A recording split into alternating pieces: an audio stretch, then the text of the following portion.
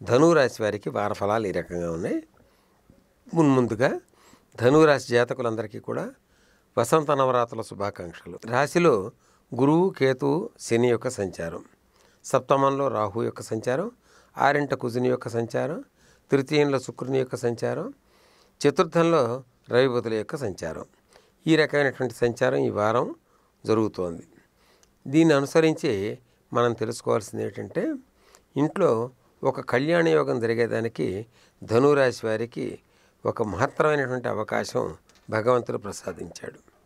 అంటే ఒక వివాహం కావాల్సినటువంటి యువకులు ఎవరన్నా ఉన్నా, సంతానంలో ఎవరన్నా ఉన్నా, వారికి సత్ఫలితాలు అంటే త్వరగా వివాహం అయిపోయేదానికి వివాహ నిర్ణయం చేయటం కానీ, వివాహం జరగటం కానీ, ఏదో ఒకదానికి సంబంధించినటువంటి అవకాశాన్ని భగవంతుడు ఈ వారం ధనురాశి వారికి ప్రసాదించాడు. ఇంకొక విశేషమైనటువంటి అవకాశాన్ని కూడా ధనురాశి వారు అందుకునే అవకాశం ఉంది. గృహస్థాశ్రమంలో ఉన్నటువంటి వాళ్ళు ఒక కొత్త ఇంటిని నిర్మాణం చేసుకోవాలన్నా, కొత్త ఇంటికి గృహప్రవేశం చేయాలన్నా, దానికి కూడా సంబంధించినటువంటి విశేషమైనటువంటి శుభ సమయం ఇప్పుడు జరుగుతున్నటువంటిది. ఆ కారణం చేత ధనురాశి వారు ఆ ప్రయత్నాలు కనుక చేసినట్టయితే సఫలీకృతులు కాగలుగుతారు. ఈ ధనురాశి వారికి సంబంధించి ఇంకొక విశేషం ఏంటంటే, చతుర్థంలో బుధాదిత్య యోగం ఏర్పడింది. ఈ బుధాదిత్య యోగం వల్ల కొంత ధన ప్రాప్తి కూడా లభించే అవకాశం ఉంది. దేవగురువు అయినటువంటి బృహస్పతి రాశిలో సంచరిస్తున్నాడు. వాస్తవానికి ఏలినాటి శని యొక్క ప్రభావం చాలా ఎక్కువగా ఉంది. అయినా సరే దేవగురువు అయినటువంటి బృహస్పతి ధనురాశిలో సంచరిస్తున్నటువంటి కారణం చేత కొంత ధనప్రాప్తికి సంబంధించినటువంటి యోగాల్ని అందిస్తున్నాడు. దాన్ని అందిపుచ్చుకోవాలి అంటే ఈ వారంలో, అంటే నవరాత్రుల యొక్క ప్రాధాన్యత మన ప్రాంతంలో అంత ప్రాబల్యంగా విస్తరించలేదు కాబట్టి మనకు అది తెలుసుకునే అవకాశం ఉండట్లేదు. వాస్తవంగా శరన్నవరాత్రులు అంటే దసరా సమయంలో వచ్చే శరన్నవరాత్రులకు ఎంత ప్రాధాన్యత ఉందో వసంత నవరాత్రులు కూడా అంతే ప్రాధాన్యత. ఈ వసంత ఋతువు యొక్క సమయం ఇది. కొత్త జీవితాన్ని ప్రారంభించగలిగే సమయం, కొత్త చిగురులు తొడుగుతున్నటువంటి సమయం. ఇటువంటి మహత్తరమైనటువంటి రాజయోగ సమయంలో దేవగురువు అయినటువంటి బృహస్పతి జన్మశని యొక్క ప్రాబల్యాన్ని తగ్గించడం కోసమేమో మరి ఈ యొక్క పర్యాయం భగవంతుడు ధనురాశి వారికి ఇచ్చినటువంటి మహత్తరమైనటువంటి అవకాశం దేవగురు బృహస్పతి యొక్క సంచారం. ఈ సంచారం వల్ల శని యొక్క ప్రభావం చాలా వరకు తగ్గుతోంది. అందువల్ల ధనానికి సంబంధించి విశేషమైనటువంటి లాభాలు అందుకోవాలి అని అపేక్షించేటటువంటి వాళ్ళకి నవరాత్రుల యొక్క కొన్ని నియమాలు ఉంటాయి. నవరాత్రుల యొక్క నియమాలను కనుక పాటించగలిగినట్టయితే 12వ తారీఖున రామనవమి వస్తుంది. నవరాత్రులు రామనవమితో సమాప్తం, 9 రోజులు అన్నమాట. ఆ కారణం చేత నవరాత్రులను కనుక పాటించగలిగితే ఆ నియమాలని ఈ వారం విశేషమైనటువంటి లాభప్రద ప్రాప్తిని ధనురాశి వారు అందుకునే అవకాశాలు ఎక్కువగా కనబడుతున్నాయి. మకర రాశి వారికి రాశి ఫలాలు ఈ రకంగా ఉన్నాయి. ముందుగా మకర రాశి వారికి వసంత నవరాత్రుల శుభాకాంక్షలు. వ్యయంలో గురువు, కేతువు, శని యొక్క సంచారం, ద్వితీయంలో శుక్రుని యొక్క సంచారం, తృతీయంలో రవి బుధుల యొక్క సంచారం, పంచమంలో కుజుని యొక్క సంచారం, ఆరింట రాహు యొక్క సంచారం. ఇంట్లో శుభకార్యాలు జరిగే సమయం వచ్చింది.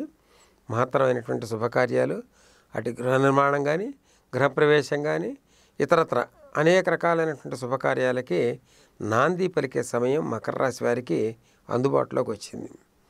మరి ఏలినాటి శని ప్రభావం ఉన్నా కూడా దేవగురువు అయినటువంటి బృహస్పతి వ్యయంలో సంచరిస్తున్నాడు కాబట్టి తప్పనిసరిగా దేవాలయ దర్శనాలు జరుగుతాయి. దేవాలయ దర్శనాల్లో విశేషమైనటువంటి వ్యక్తులతో పరిచయం, విశేషమైనటువంటి సాధువులు దర్శనం, వారి ఆశీర్వచనం పొందే అవకాశాలు, ఇవన్నీ పుష్కలంగా జరిగే అవకాశాలు మకర రాశి వారికి లభిస్తున్నాయి. మరొక గొప్ప విశేషం ఏంటంటే తృతీయంలో రవి బుధులు అంటే బుధాదిత్య యోగం. కనిష్ట భాతృస్థానానికి సంబంధించి ఏదైనా మన క్లేశం కనుక ఉన్నట్లయితే అది తొలగిపోయే అవకాశం కూడా ఈ వారం లభిస్తున్నటువంటి ఒక అపురూప వరం. మరి మకర రాశి వారు ఇంకా దీన్ని వృద్ధిపరచుకోవాలంటే చేయగలిగినటువంటి అవకాశం ఏదన్నా ఉందంటే 12వ తారీఖున అశోకాష్టమి అనేటువంటి ఒక విశేషమైనటువంటి పర్వదినం. ఈ 12వ తారీఖు అశోకాష్టమి రోజున అశోకము అంటే శోకం లేకుండా నివారించగలిగినటువంటి అష్టమి. త్వరిత అనేటువంటి అమ్మవారి యొక్క రూపం ఆ రోజున శ్రీచక్రార్చన, శ్రీ విద్యలో ఉన్నటువంటి మహత్తరమైనటువంటి శక్తివంతమైనటువంటి రూపం అది. త్వరిత అంటే శీఘ్రగతిన మనకి మనోవాంఛా ఫలసిద్ధిని చేయగలిగినటువంటి మహత్తరమైనటువంటి శక్తి రూపం.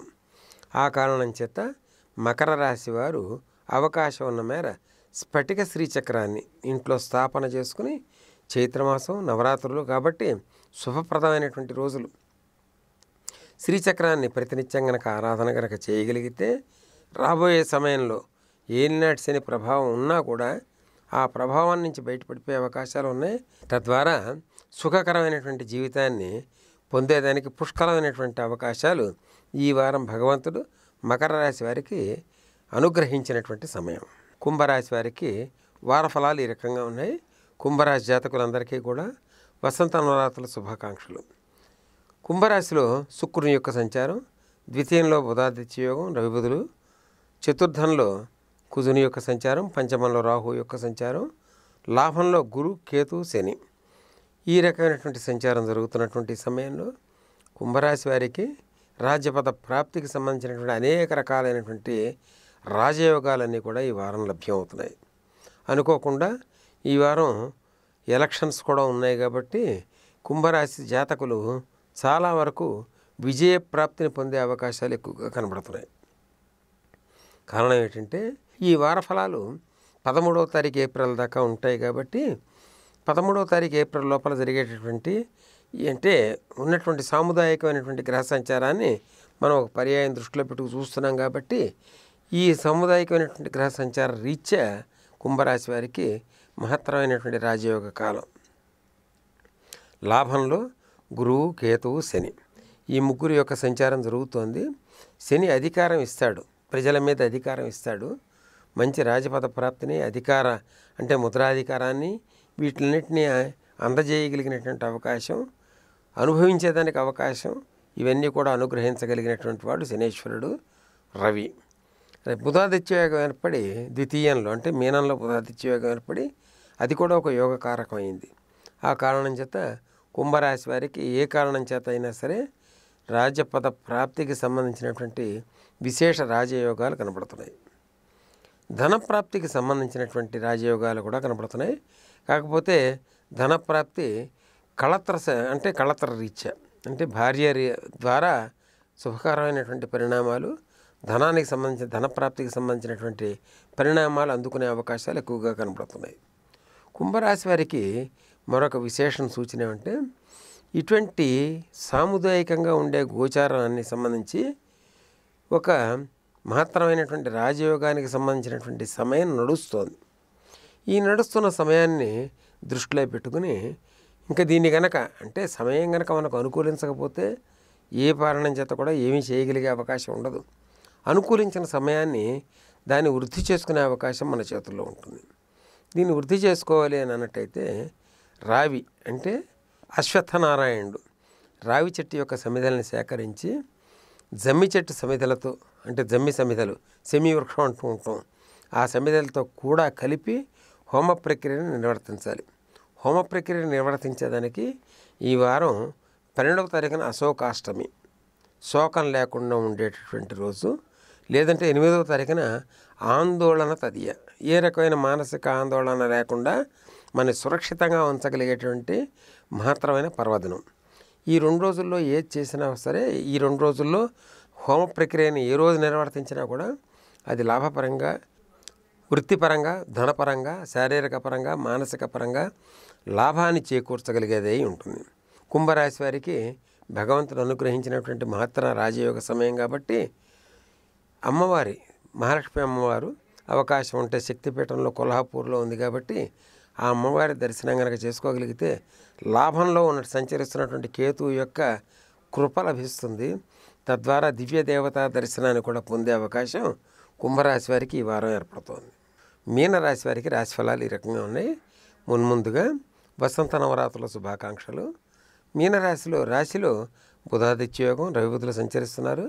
తృతీయంలో కుజుడు, చతుర్థంలో రాహువు, రాజ్యంలో గురుకేతు శని, వ్యయంలో శుక్రుడు. ఇంట్లో శుభకార్యం జరిగే అవకాశాలు మెండుగా కనబడుతున్నాయి. ఒక శుభవ్యయం కూడా సూచనలోకి వచ్చింది కాబట్టి ఇంట్లో గృహప్రవేశం కానీ, గృహారంభం కానీ, ఉపనయనం కానీ ఇత్యాదులన్నీ కూడా, అంటే వివాహానికి సంబంధించినటువంటి ప్రక్రియలు కానీ ఇవన్నీ త్వరితగతిన పూర్తయి ఈ వారం ఒక ఆనందకరమైనటువంటి వాతావరణం ఇంట్లో నెలకొనే అవకాశాలు ఎక్కువగా కనబడుతున్నాయి. మీనరాశి వారికి ఉద్యోగ మార్పిడి, అంటే దశమంలో గురువు, కేతు, శని ముగ్గురు సంచరిస్తున్నారు కాబట్టి ఉద్యోగంలో చిన్న చిన్న మార్పులు సంభవించే అవకాశాలు కనబడుతున్నాయి. చతుర్థంలో రాహు వల్ల చిన్న క్లేశం, అంటే సోదరీ వర్గంలో చిన్న క్లేశం కూడా ఏర్పడే అవకాశాలు కనబడుతున్నాయి. కాబట్టి అవమానాల కింద మనం స్వీకరించకుండా ఇది చాలా సున్నితంగా వాటిని కనుక ఆ వచ్చినటువంటి ఇబ్బందికరమైనటువంటి పరిణామాలన్నింటినీ కూడా, అంటే పరిస్థితులన్నింటినీ కూడా చాలా తేలిగ్గా కనుక తీసుకోగలిగినట్టయితే ఏ రకమైనటువంటి ఇబ్బంది లేనటువంటి భవిష్యత్తుకు నాంది పలికినటువంటి వాళ్ళం అవుతాం.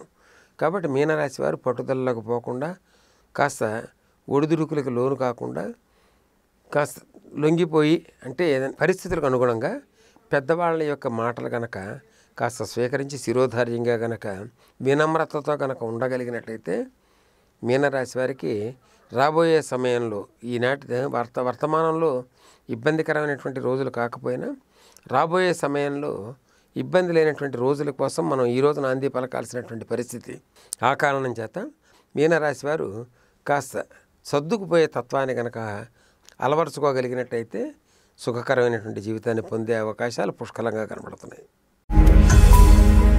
ఈ వీడియో గనుక మీకు నచ్చినట్లయితే లైక్ చేయండి, షేర్ చేయండి. మరిన్ని వీడియోస్ కోసం మా ఛానల్ను సబ్స్క్రైబ్ చేయండి.